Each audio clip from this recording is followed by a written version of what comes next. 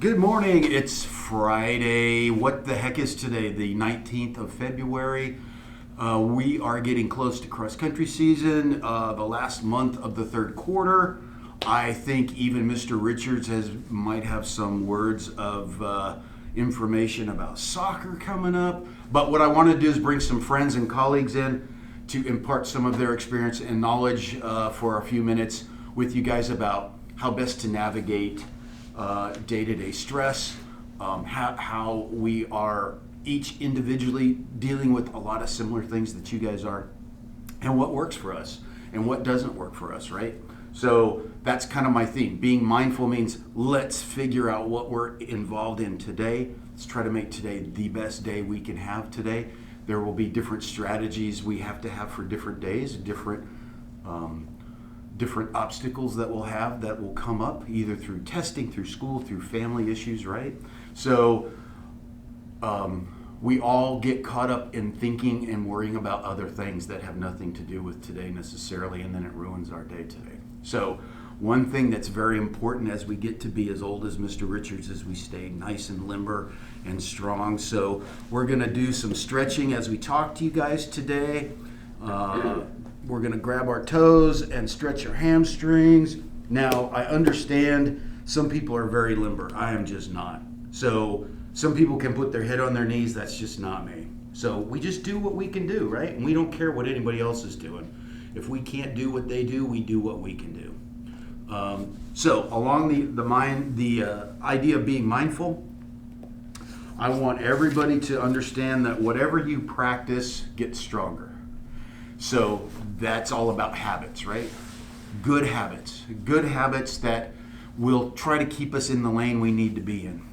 So one thing you'll always hear from me when you come talk to me is practicing the pause. Practicing the pause goes hand in hand with being mindful. Practicing the pause, if we talk about anger management, we are 24/7 cooped up with family members, people we love, but sometimes that's kind of hard to get along with all the time, right? So mom comes home from work, you haven't done any of your chores around the house, and so what's going on? You are then involved in dealing with mom griping and complaining that you haven't done anything all day, and she comes home to dirty dishes in the sink, and you haven't done much at school because she's checking your attendance, right? So you and mom need to be very mindful about how you're going to interact with each other and what you're going to be doing.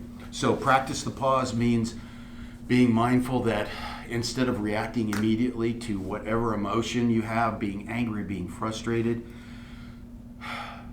you just take a second. Mom needs to take a second before she walks in the door. Maybe she had a terrible day at work. She has to be careful not to take that out on you, right? You have to be careful not to just bark back at her. You have to be mindful that, yeah, you didn't do much today. You got to own that, right? So we all have a stake in getting along, in navigating these extra stresses that we have to deal with. Practicing the pause can be used in many different ways every day. I think that it's just one of those things that we have to be mindful of, think about every day. We don't have to obsess about any of these things, but we just have to have it to be something that we're going to constantly be referencing as we go through our week, right? We've got tests coming up, maybe we've got soccer practice coming up, and we have not been running, we haven't been practicing with friends, we haven't been kicking the ball around, so we're out of shape, we're nervous about it.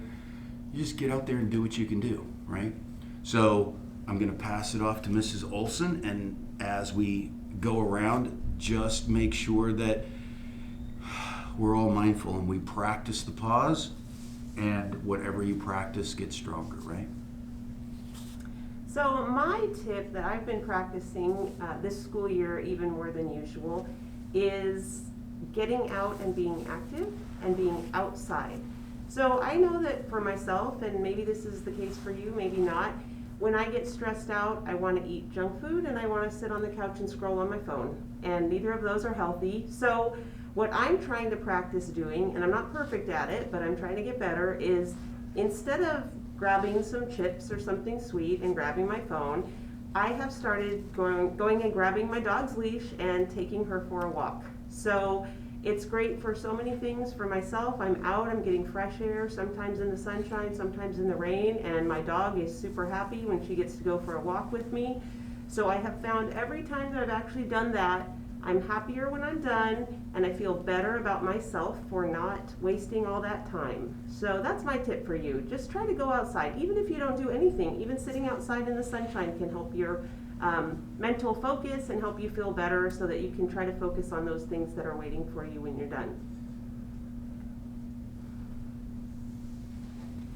What is up, Fire High School? Hey guys out there and gals out there, one thing you're going to need to remember is this is crazy times. You'll never forget this particular school year. This past 12 months has just been a roller coaster of this is going to happen, that's going to happen. And I'm going to echo the sentiments of my colleagues here. You got to get outside.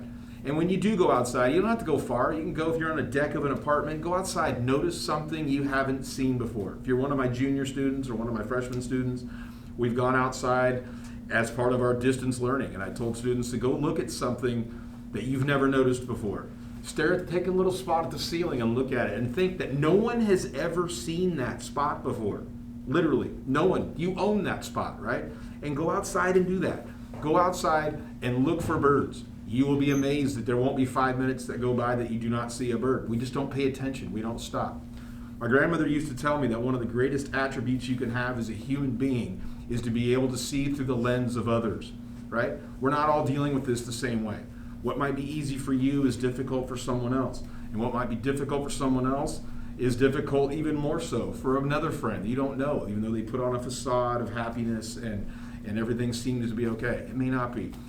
But just remember that this is something that, if it's another quote of my grandmother's, if it's to be, it's up to me, right? So you have to make those conscious choices of, hey, I'm going to go outside for a minute. I know it sounds like an easy fix, but it is. It'll make you feel, just for a moment, to take that pause and reflect on, hey, there are some things that are good. There is some good out there. And you know what? I need to be able to stop and look through it from someone else's perspective. The best thing you can do is to think that the way I see things is the way I see things. Doesn't mean that's the way someone else sees things. So get outside, try to move around a little bit, and remember that this is not something you're going through alone. None of us are, but it does feel isolated, right? Get out. Be as involved as you can with yourself and reflecting and taking that pause, and it's going to be back. We're all going to be back here looking at this whole situation in a few months thinking, wow, that was a really weird, dark time, right? So now, time's changing soon. Get out and enjoy, all right? You guys keep it real. Turn to the people you need to if you need to talk. Even though it's weirdly distanced, keep talking. Well, I guess my little tidbit that I would offer would be to, number one, if you're doing your school in your room, make sure your curtains are open. Let the sunshine in instead of sitting in a dark room with the covers hovering over you. All right, because then you're not mentally really there. Let the sunshine in. Feel like there's light at the end of the tunnel, right? And then you're more engaged in the class. Also, make a list of things that you need to do. If you make a list and then check it off, cross it out, once it's completed, you feel like you've accomplished more. Okay, I need lists because I forget things a lot. So if I make a list, I'm like, oh, that's right, I need to do this. Okay, so make a list and you'll feel like, all right, once everything's checked off, I feel good, and now I can do something I really enjoy instead of doing as homework, right?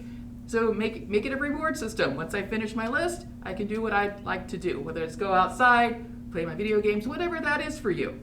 That would be my tip to help you get through this. Awesome. Well, I thank my friends, my colleagues, Mrs. Mayor, for filming this, taking a few minutes out of their day.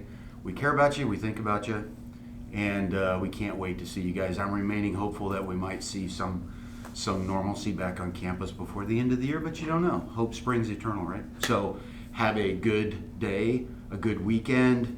Try to get up to the snow. There's some beautiful snow going. I'm going to Yosemite tomorrow, I'm just saying. So enjoy your day, look for some sunshine, and get in it, okay?